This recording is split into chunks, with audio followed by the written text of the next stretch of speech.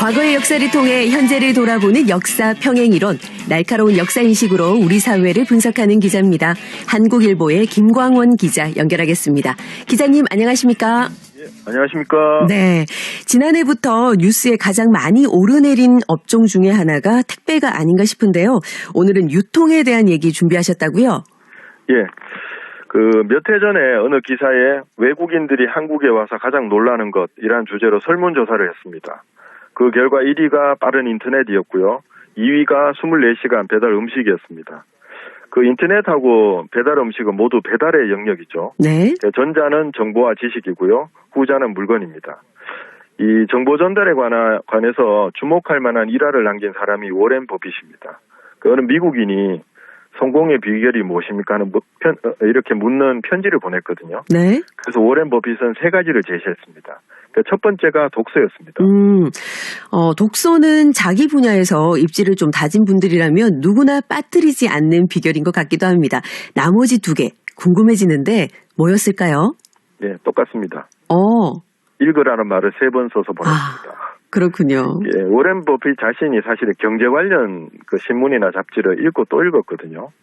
심지어 지역신문 배급소에 전화해가지고 아침까지 기다리지 말고 자정 전에 한 부를 먼저 나한테 배달해달라 이렇게 요구하기도 했습니다. 그러니까 정보를 최대한 또 빨리 모아서 이를 적극 활용한 것이 이 사람의 성공 비결이었습니다. 네, 이 정보를 더 빨리 또 원활하게 전달하는 것이 얼마나 중요한가를 또 새삼 일깨우는 일화 같은데요. 예, 한국의 배달 문화는 코로나19에도 빛이 났죠. 네. 택배 회사에서 배달한 건 아니지만 코로나 사태 초기에 격리자에게 전달한 음식 박스가 외신에서 화제가 된 적이 있습니다. 또 배달 시스템이 잘 발달된 덕분에 사재기를 막았다 이런 뉴스도 있었죠. 네. 지난해 2월 18일 이후에 주문이 사흘 동안 급등했다고 합니다. 근데 그 뒤로 안정세로 접어들었거든요. 전문가들 분석하기를 주문한 물품이 정상적으로 도착하는 걸 보면서 심리적 안정을 얻었기 때문이다 이렇게 분석을 했습니다. 그때 지금도 그렇지만 새벽 배송이나 이런 것들도 이상 없이 작동을 했습니다. 네, 정말 배달 시스템이 없이 만약 코로나가 우리 생활을 덮쳤다면 정말 끔찍하지 않았을까 하는 생각이 들기도 하는데요. 그렇죠? 그렇죠. 네. 근데 시계를 돌려서 조선 후기로 가보면요. 우리는 배달 혹은 유통 강국이 아니었습니다. 1720년 기록에 보면 안동에서 문경세제를 넘는 데 드는 물류 비용이 원가 200%에 달했습니다.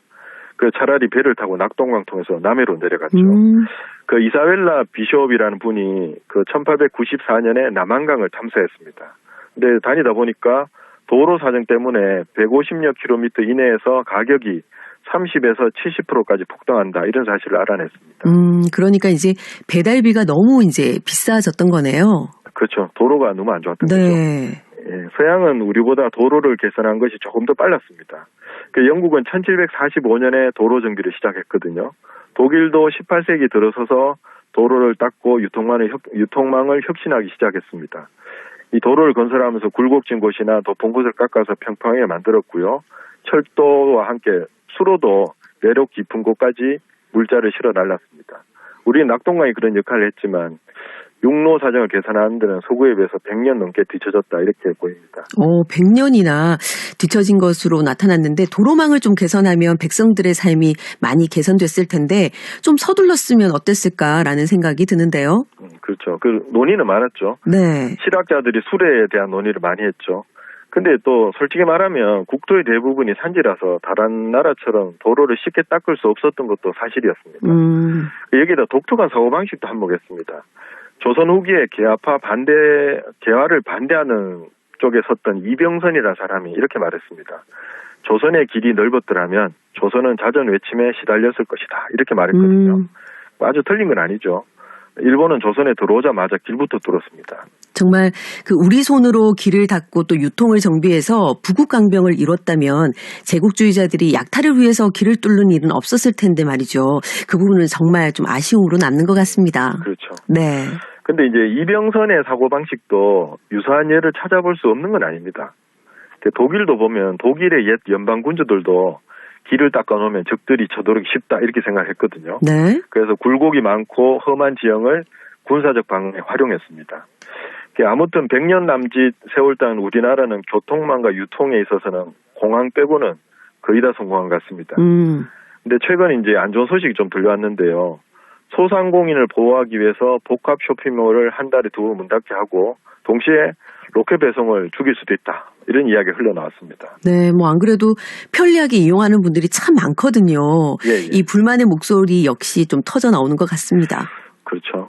그 소련과 동유럽의 역사를 보면 유통망을 억압했다가 경제 파국을 맞았다 이런 분석이 있거든요. 네. 2차 대전 이후에 경제 성장률에서는 사회주의 국가들이 서유럽의 자유국가들에 비해 2배나 높았습니다. 근데 소비재 생산 조절과 유통에 실패하면서 서서히 쇠락했습니다. 이 분야를 국가가 인위적으로 통제하려는 까닭으로 보이는데요. 적정량을 생산하는 것도 사실 어렵고요. 이를 효과적으로 유통시키는 것은 더 어렵습니다. 민간 기업들이 골머리를 썩혀가면서 정교하게 그지없는 시스템을 만들어내도 문제가 종종 터지거든요. 네. 노하우라든가 절박함도 좀 떨어지잖아요. 이런 공무원들이 그 역할을 하려다 보니까 당연히 뭐 제대로 안 돌아갔겠죠. 그래서 물건값이 폭등했고요. 경제 성장률과 상관없이 국민들의 일상이 팍팍해졌습니다.